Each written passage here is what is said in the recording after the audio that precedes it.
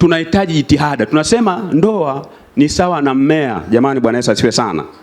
Jamani, amina. Ndoa ni sawa na mmea. Hapa kuna mimea natural, kuna hii artificial, lakini hii mmea inapostawi ina maana inakuwa attended. Yaani kuna watu wanachukua muda pale, wanaweka, wanatengeneza, wanaweka mbolea, wanafanyaje. Kwa hiyo inakuwa inastawi, inapendeza. Jamani, Bwana Yesu asifiwe sana. Na kuna mimea ambayo inakuwa unattended. Inapokuwa unattended, utaona kabisa kwamba huu mmea haujakuwa attended, unakuwa uko vibaya vibaya. Ndoa ni kitu hai. Kinahitaji kuwa attended. Jamani, Bwana Yesu asifiwe sana. Kinahitaji kuhudumiwa. Ndoa inahitaji mbolea. Ndoa inahitaji kumwagiliwa. Jamani, Bwana Yesu asifiwe sana. Ndoa inahitaji kulelewa. Jamani, amina. Ndio maana ukilea ndoa itakulea. Italea profession yako, italea career yako, italea huduma yako, italea familia, italea watoto. Ndoa inapokuwa salama, vitu vingi vinakuwa hai, vinakuwa salama. So we have a responsibility kulea ndoa. Jamani, amina. Ndoa inahitaji jitihada, ndoa inahitaji bidii, ndoa inahitaji maombi. Jamani, amina. Ndoa inahitaji ufundi, ndoa inahitaji utundu, ndoa inahitaji kujipanga. Jamani, amina. Ikikaa vibaya, vitu vingi vinaondoka. Jamani, Bwana Yesu asifiwe sana. Watu wa Mungu, amina. Mimi ni researcher. Nilikuwa najaribu kuangalia hata watumishi wa Mungu historically ambao walikuwa na mafuta lakini they failed to manage their marriage na huduma ilikufa. Ndoa inalea huduma. Jamani, Bwana Yesu asifiwe sana. Jamani, amina. Ndoa inalea huduma. Ndoa inalea upako. Ndoa inalea kipawa. Jamani, Bwana Yesu asifiwe sana. Na the same applies hata huko kwingine. Ndoa inalea taaluma, ndoa inalea ufundi wako, ndoa inalea vitu vingi sana. Kwa hiyo ukitunza ile italea. Sasa nini kinatokea? Nini kinafanyika hadi inafika mahali inakuwa shida? Na jamii imekuwa na negative ina hali hasi ya kudefine ndoa. Unaweza ukapita huko mtaani anasema kuna wimbo nilikuwa nausikia nikajua hii kuna shida. Mtu mmoja anasema niko single na enjoy. Niko single na enjoy.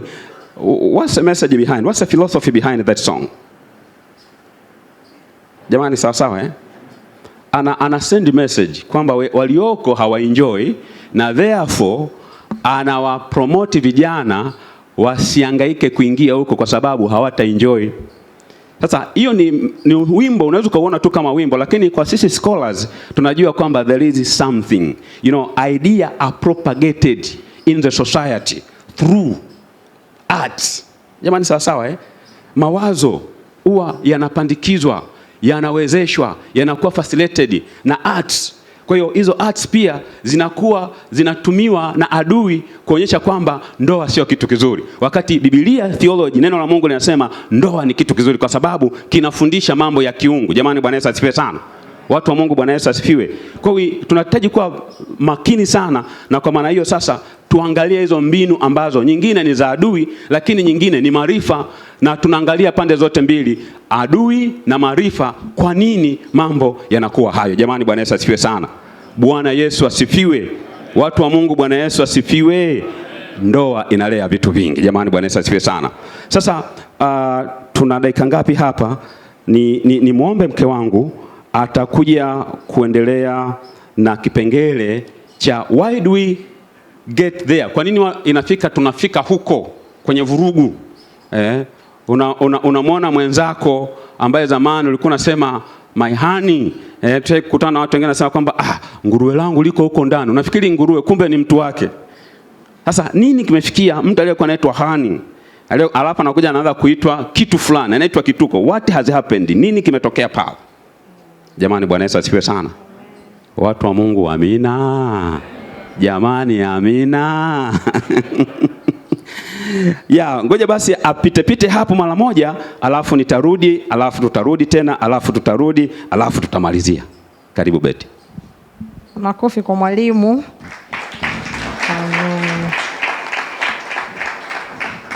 Tunaendelea na nini kinakuwa kimetokea. Watu waliokuwa wanapendana, wanaitana majina mazuri, wanafurahiana, na ni ukweli. Na hata mwingine anajaribu kurejea Edeni yake ilivyokuwa, na anaangalia hapa walipo, anaanza kuwaza nini kilitokea. Na wakati mume wangu ameanza kuongea, nikakumbuka kwenye moja ya semina ambayo tuliuliza swali hili, tuliporuhusu maiki itembee, baba mmoja akiwa na hasira akachukua maiki akasema, nini kimetokea? Wamama wameacha kutufulia, wameacha kupika wameacha kupika, wanazurura kwenye vikoba.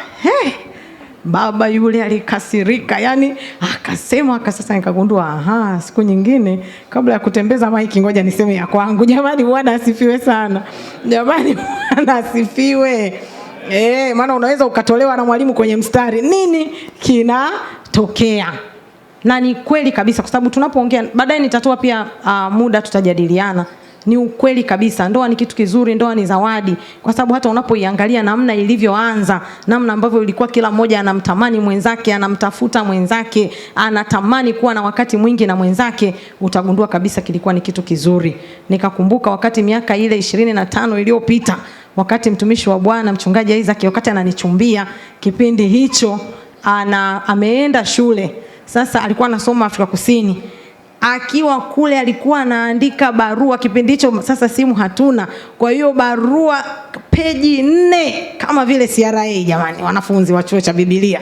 Kama anaandika mtumishi, anaeleza bado nakungoja, bado nakupenda, bado ni hivyo mengi. Sasa hivi tukiulizana, na kila mtu ana namna yake walivyokuwa wanapendana, wanachumbiana, wanaongea. Ni nini kimetokea? Ni nini? Sasa hivi imefika mahali watu hawataki kuongea, watu hawafurahiani tena, wanakaa kwa ajili ya majukumu, wanakaa kwa sababu ya heshima kwa jamii, kwamba jamii inatufahamu hivyo, kwamba sisi ni Mr. and Mrs. Kanisa linafahamu hivyo, tuna mali nyingi hivyo. Hicho kinawaweka kwenye ndoa, lakini ile furaha ya pamoja imeondoka. Sasa ni nini kimetokea? Ameanza tayari kuongea mume wangu, sababu ya kwanza kwamba huenda akasema shetani yupo, na ni kweli kabisa, ndoa zinapigwa vita na ibilisi. Lakini upande huu mara nyingi wa masuala ya kiroho kila wakati tumekuwa tukifundishwa kanisani. Kwa hiyo leo mimi naomba moja kwa moja tujikite kwenye masuala mengine. Jambo la kwanza ambalo ninatamani tulijadili jioni ya leo, au kila mmoja wetu afahamu, ni kwamba tunapokuwa katika ndoa wapendwa, zina vipindi. Ni muhimu tufahamu kwamba ndoa zina vipindi. Ndoa ni kitu hai. Zina muda ambao zinaanza kama mmea, zina muda zinachipua, kuna muda zinakuwa, na kuna muda sasa hatutaki kusema zinasinyaa, lakini ndoa ni kitu hai. Ni kitu ambacho kina misimu. Tukianza na season ya kwanza ambayo tulikuwa tunaiongea hapa, tumeandika sana kwenye hichi kitabu na kitakuwepo huko nyuma baadaye. Tukasema kwamba kwenye ndoa kuna season. Kuna ile ya kwanza ambayo tunapoingia kwenye ndoa, tangu tulipochumbiana mpaka tunapokuwa kwenye ndoa, huenda miaka 3 mpaka miaka 5. Kipindi hichi wanandoa huwa wanafurahiana sana, huwa wanaitana majina mazuri sana. Huwa kipindi hichi watu ndio wale wanasubiriana, mmoja anafanya kazi Posta, mwingine anafanya kazi Makumbusho, na wanakaa Tegeta. Yule wa Makumbusho badala apande daladala pale kwenda Tegeta, anamfuata mwenzake wa Posta, alafu ndio wanarudi Makumbusho, alafu wanapanda tena sui daladala, wanaenda Tegeta pamoja. Ni msimu jamani, Bwana Yesu asifiwe sana. Ni msimu, ni kipindi kipo. Ukiwakuta watu walio katika hii season, tukija kujadili hii season ya pili, kwamba kwenye ndoa huwa kuna kipindi kigumu cha machozi, wanaona kama hamjitambui. Yaani wakisikia watu wanaongea kuhusu changamoto za ndoa, wanaongea kuhusu matatizo kwenye ndoa, utasikia hawa inawezekana hawakuwa wamechaguana vizuri, hawa atakuwa akuomba. Wanaishiki kwenye ulimwengu wao fulani watu ambao wako kwenye hiyo season. Na ndio mara nyingi tunapokuwa tunawafundisha kwenye zile premarital counseling, tunawaambia jamani, ukishaoa kipindi cha mwanzo punguza maneno. Na vijana wa sasa hivi maneno ni mengi. Wangapi wanakubaliana na mimi? Akiwa amechumbia tu maneno ni mengi, wakati wa kutambulisha maneno ni mengi. Kipindi hiki ambacho sasa ni kama bado wako honeymoon, wanaambiana maneno mazuri. Kaka mmoja siku akawa anatuambia, anasema yani, pastor, binti za watu wamefanya yote, lakini huyu amewazidi wote. Wana miezi 3 kwenye ndoa. Mimi nikamwambia, wewe dogo, kuwa serious wewe. Mimi mwenyewe bado napambana. Hebu kuwa serious. Amewazidi wote, ametuzidi nini? Ametuzidi nini? Kwa sababu nyinyi bado mko kwenye, yani mko tu kwenye ni uchumba tu, bado unaendelea uchumba mrefu. Mko honeymoon basi tuseme. Wakiwasikiliza nyinyi mnavyoongea, mnajadili, yani kwa mfano hata mtu akija analia hapa, Mungu iponye ndoa yangu, Mungu kumbuka. Shida ni nini? Maana yeye yuko kwenye season ya furaha.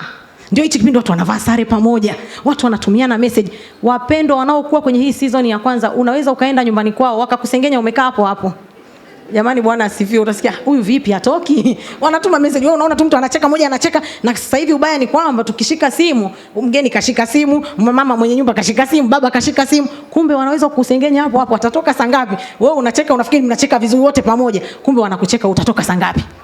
Wanaishigi kwenye ulimwengu wao fulani hivi. Na kipindi hicho wote pia tumekipitia. Kipindi hiki tendo la ndoa watu wanalifurahia sana. Ni popote linafanywa kwa furaha. Watu wanakumbukana, wanatumiana message. Mtu amefika kazini, umefika? Na huyu anatuma nimeshafika kazini. Tayari, naendelea. Bosi wale leo bosi mkali. Yaani hata bosi atasemwa. Ni kipindi. Kwa hiyo kwenye ndoa kuna vipindi. Jamani Bwana Yesu asifiwe sana. Jamani Bwana Yesu asifiwe sana.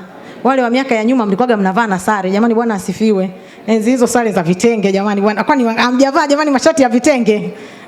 Wangapi ambao wamevaa mashati ya vitenge? Shati afu yani wakishavaa tu unajua tu tayari.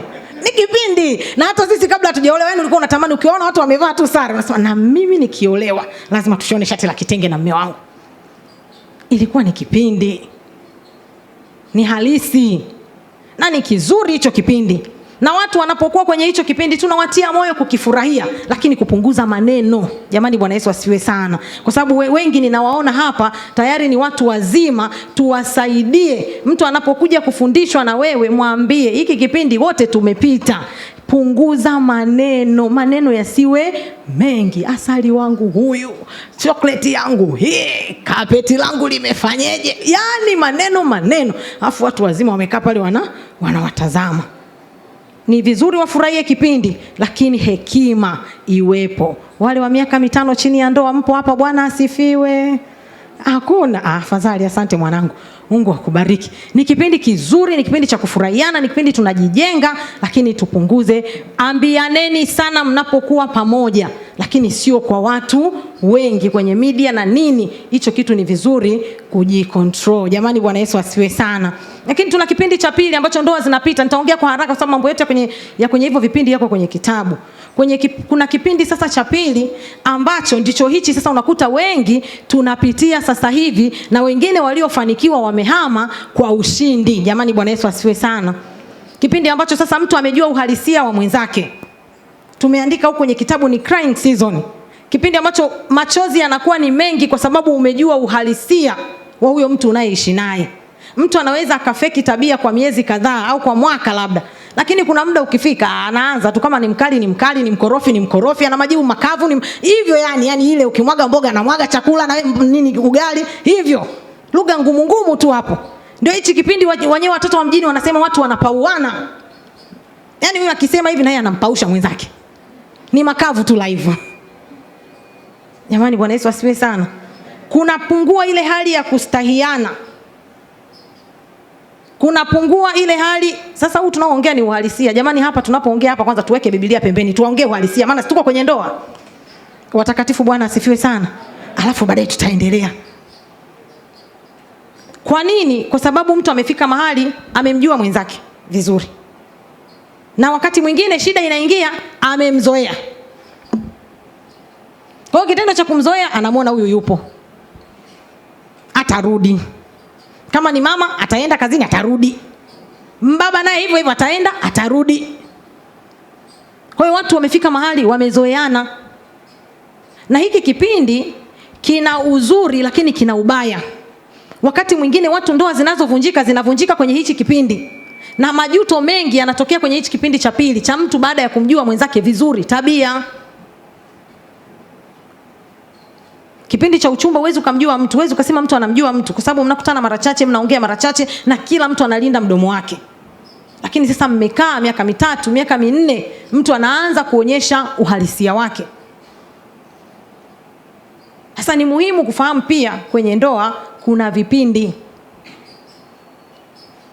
Inaweza isiwe na nguvu kiasi hicho, lakini bado kuna namna uta experience kwamba tofauti na kipindi cha kwanza tulichokuwepo. Jamani, Bwana Yesu asifiwe sana. Sasa kwa nini hiki kipindi cha pili huwa kinakuwepo? Jamani, hiki kipindi na mambo mengi yanayotendeka katika hichi kipindi ni kwa sababu pia wanandoa wameingia sana katika majukumu. Kipindi hiki muhimili wake mkubwa ni majukumu. Ndoa ina miaka kuanzia 5 mpaka 15, tuko kwenye kipindi cha majukumu. Wangapi wanakubaliana na mimi? Tuko kwenye majukumu. Tuko kwenye kipindi cha utafutaji. Kwa hiyo ule muda wa kukaa pamoja, wa kupitiana kutoka posta, kusijui kupita hapa Makumbusho ndio twende Tegeta, hautakuwepo tena. Mna watoto 3. Kipato ni kidogo. Kwa hiyo mmoja labda ni mwalimu, inabidi abaki aendelee kufundisha watoto huku, alafu mwingine afundishe tuition, mwingine akimbie arudi nyumbani akahudumie watoto. Kwa hiyo zile nyakati za pamoja zinapungua. Kipindi hichi ndio chenye uzazi. Kama wanawake ndio kipindi ambacho hata miili kuna namna inabadilika. Yule msichana aliyekuwa anapendeza tayari kuna namna anapata badiliko. Jamani, kweli sio kweli? Anapata badiliko. Hawezi kuendelea kuonekana yule mrembo uliyekuwa umemuona. Ananyonyesha na unataka mtoto awe na akili, mtoto awe ana afya. Lazima yule mama ale sana, ale vizuri. Labda sio sana, ale vizuri. Madaktari wasije wakaninani hapa. Ale vizuri. Lakini unajua tena kwenye kula vitu vizuri navyo vinakuwa vitamu, tunaongezeka miili. Kwa hiyo kunatokea na badiliko. Sasa hichi kipindi tusipokiangalia ndipo adui pia naye huwa anakitumia. Mtu anakaa anaanza kusema, mbona amebadilika? Mbona sasa hivi amenenepeana sana? Tumepata kesi hivi karibuni ya wanandoa fulani. Mwanaume amekuwa mkali. Yule mama amefanya operation ya kutoa mafuta. Na amechukua hela za mume wake kwenye akaunti. Amefanya kuna operation kumbe wanazifanya, si mtu wanafanyaje, wanachana kidogo hapa, yeye mwenyewe anavyoeleza anasema walichana kidogo, si wakatoa wakavuta mrija huu na nini hivyo wakatoa mafuta. Sasa mwanaume amekuwa mkali. Wewe kwa nini umetumia pesa na kwa nini umefanya hiyo operation? Tulipomuuliza, we mama, una watoto wangapi? Na watoto 3. Haya, unachotafuta hapa mjini ni nini kingine? Wewe si una mume? Akasema, afadhali mchungaji, na mimi sikumjibu, nilitaka aje kwenu au awatafute watu wazima tulijadili hili swala. Ananisema vibaya kila siku. Ona hilo tumbo. Mimi nimejifungua kwa operation, huyo mama alikuwa anasema. Nilifungua watoto 3 wote kwa operation. Kila wakati ona hili tumbo. Tumbo limelelea, tumbo limefanyaje? Tumbo liko chini, hivyo. Hauko kama ulivyokuwa msichana. Sasa yule mama anasema, natafuta solution. Natafuta vipi? Nimeenda gym, naona tumbo halitoki. Kwa hiyo mimi kuendelea kumfurahisha yeye, nimetafuta solution ya namna hii. Baba yuko, sasa ndio utumie hela zote hizo. Ndio zimeshaenda. Kumbe hichi kipindi ni kipindi cha kumkubali mwenzio pamoja na mabadiliko alionayo. Jamani, Bwana Yesu asifiwe.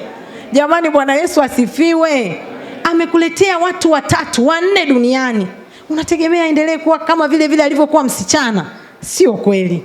Sio kweli. Na yatakuwa matumizi mabaya ya uzazi. Lazima ukiwa mzazi kuwe na tofauti.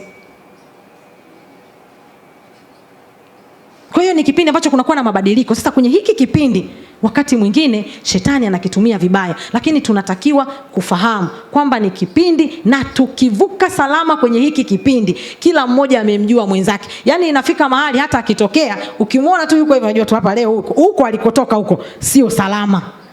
Atafika mahali mmejuana kiasi kwamba akirudi ukimwangalia tunasema hii ya leo weka mbali na watoto. Kwa sababu nikimgusa tu hapa nitakosea.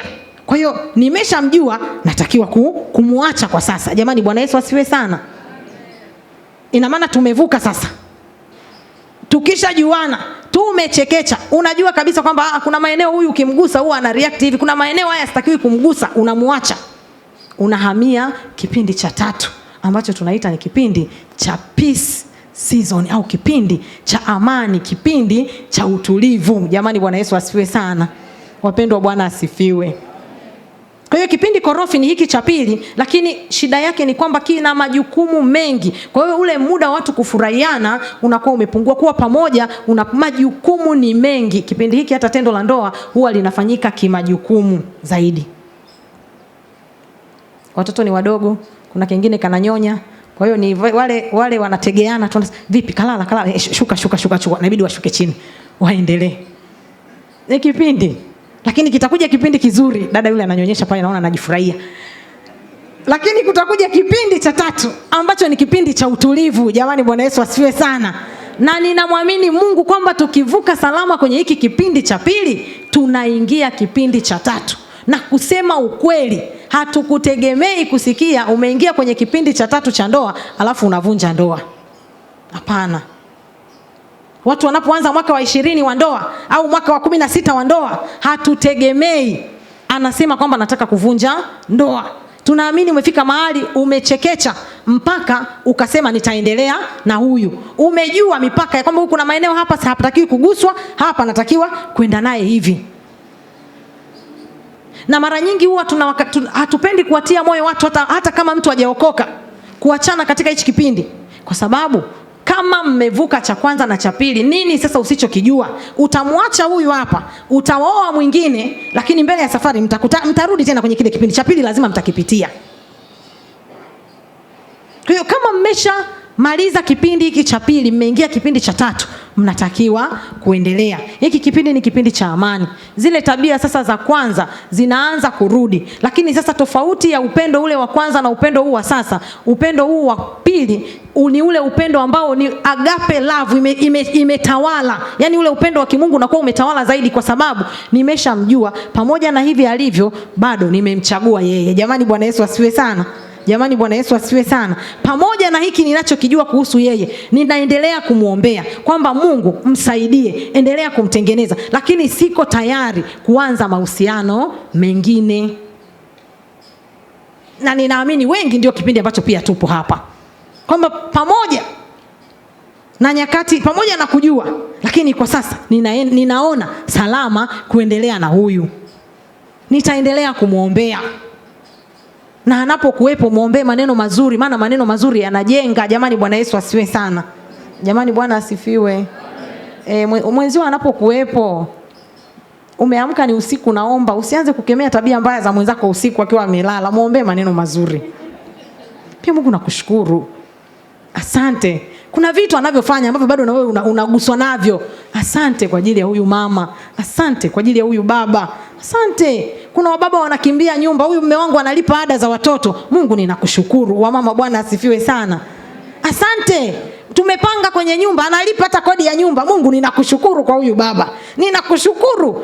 Anaenda sijui ananunua matunda, ananunua chakula. Ninakushukuru. Mshukuru Mungu kwa yale mazuri ambayo mwenzi wako anayafanya. Tena unafanya purposely, akiwa anasikia na yeye. Unamwambia Mungu, lakini yeye pia anasikia. Kuna namna anasikia kujengeka. Jamani, Bwana Yesu asifiwe sana. Na kwenye mwili wa mwanadamu, madaktari mnafahamu, kuna vichocheo vinaitwa oxytocin. Vichocheo hivi mtu anapokuwa amesifiwa, anapokuwa ameambiwa vizuri, huwa vinampa kufanya vizuri zaidi. Na kwetu wanawake huwa vina nguvu zaidi. Wamama wanapokuwa wanasifiwa, vile vichocheo huwa vinafanya kazi zaidi. Kwa hiyo anapoambiwa vizuri, vile vichocheo vinafanya kazi zaidi. Na vikifanya kazi zaidi, sasa umemwambia, umemwombea, huyu ni mke mwema, Mungu mbariki, msaidie. Akiamka asubuhi siku ile itabidi akakande hadi chapati, apike hata mandazi laini, maana ameombewa na yeye amesikia. Jamani, Bwana Yesu asifiwe sana. Ni wajibu wake. Lakini anaposikia pia ni maneno ambayo yanamuinua, yanamtia nguvu. Akiwa hayupo sasa, jamani, Bwana asifiwe sana, bado tu kwenye kipengele cha maombi, ndoa zinaombewa. Unashughulika na zile tabia usizozipenda. Kwenye maombi hayupo. Umekaa mahali pako pasiri na Baba wa mbinguni, namwambia Mungu, shughulika na zile tabia sio nzuri. Kama ni chalo anasema shughulika na tabia za Beti. Beti anakatabia aka kabaya aka. Sikapendi. Naomba Mungu msaidie. Akiendelea na katabia aka, ananikwaza lakini mbinguni hawezi kufika.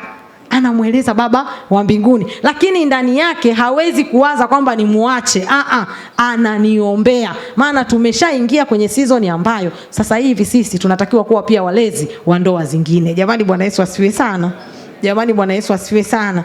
Mnapokuwa na ndoa ya miaka 15 na kuendelea, tunategemea nyinyi sasa hivi ni walezi wa ndoa nyingine. Wanakuja kuuliza kutoka kwenu, wanataka msaada kutoka kwenu. Sasa tena na sisi tuanze kusema na jamani, kwa kweli Mungu atusaidie tunapokuwa tunawafundisha hawa, usiongee maneno magumu ya kumkatisha tamaa.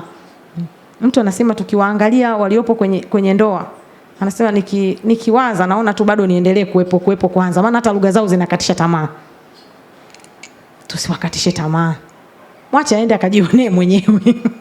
Jamani, Bwana Yesu asifiwe sana. Jamani, Bwana asifiwe.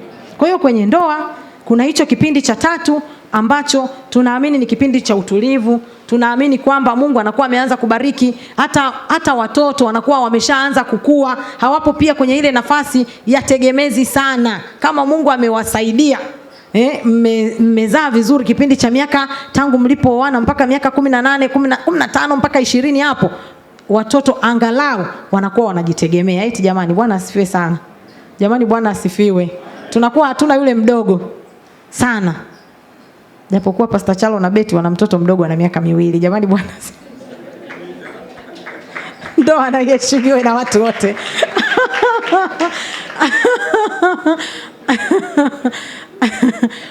Kwa kweli na tunamshukuru Mungu sana, kwa sababu tulipata watoto 2 wakubwa, mmoja yuko form 6 na mwingine yuko form 4, alafu pakatokea ukimya miaka 15. Alafu siku moja tukiwa tuna safari, askofu mkuu ametutuma kwenda Geita kufundisha wachungaji na wake zao huko. Namwambia Chalo, mwili wote unaniuma, sijielewi, mimi sijui nataka kufa. Nakumbuka ndio neno nililomwambia. Akaniambia, wewe ufi, wewe upo sana, wewe twende tu hospitali. Tulipofika hospitali, daktari akaniangalia, huyo daktari ni rafiki yetu, akasema, Machalo, hebu naomba ukapime. Mbona mimi naona kama kuna dalili njema. Nilicheka mpaka machozi yalinitoka. Nikamwambia, mimi baada ya miaka 15. Akasema, una ukubwa gani wewe? Na nilipopima ndio safari ya huyu sasa mdogo ambaye tunaye. Jamani, Bwana Yesu asifiwe sana. Kwa kama kuna mwingine anahitaji huo muujiza, naye ajiconnect katika jina la Yesu, aweza kupokea. Jamani, amina. Nao wana baraka zao, wana utamu wao. Jamani, amina.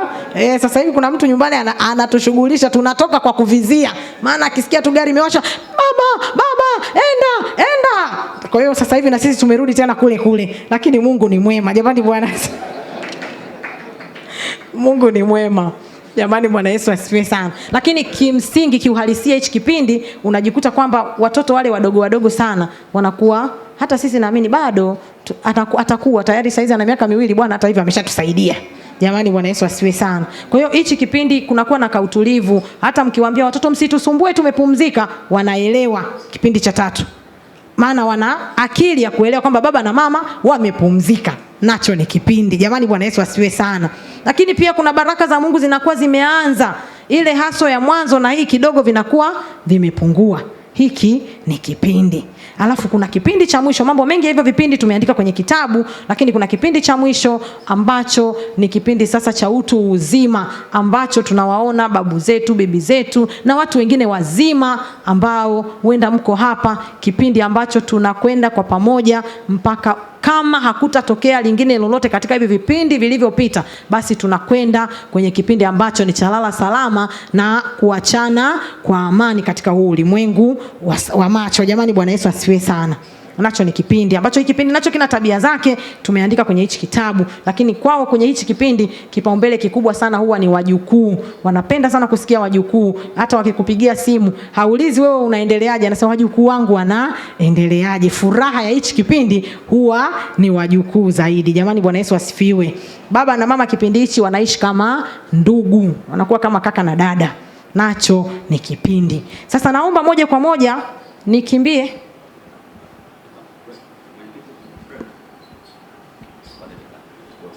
Sawa, karibu baba. Bwana Yesu asifiwe. Makubaliano yetu na CMF ilikuwa ni kwamba ikifika saa 11 tuwe na ka break. Sasa tumesogeza kidogo. Nilikuwa naomba tupate hiyo break, tupate mwongozo, alafu tutakuja kuendelea tena. Karibu mwenyekiti. Jamani, darasa mnalionaje?